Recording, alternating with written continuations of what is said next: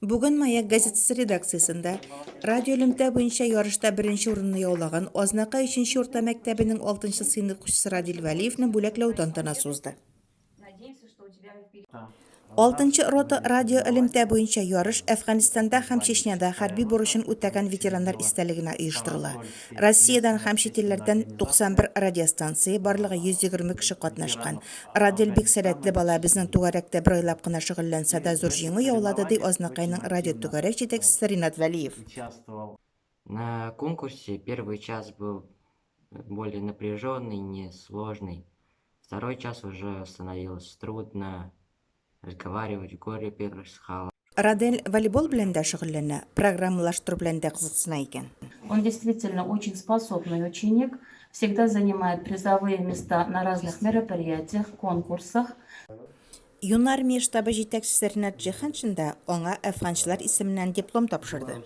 Для того, чтобы наши дети знали, помнили о тех героях, о наших дедах, отцах, которые спасли мир от коричневой чумы, от фашизма. Например, радиосвязь и взять военное дело, то это прямая подготовка кадров для войск радиосвязи. У нас много детей на сегодняшний день в Академии связи учатся в Ленинграде.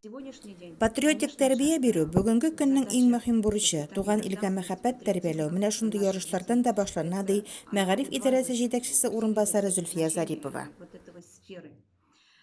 То, что делает наш Ринат Фахразиевич, столько он усилий прилагает для того, чтобы для развития наших детей, для развития радиоспорта.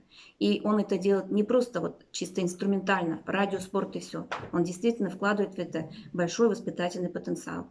И я думаю, что в любом событии, в любом мероприятии, которое проводится с детьми, любым педагогом, любым человеком, должна именно эта линия держаться.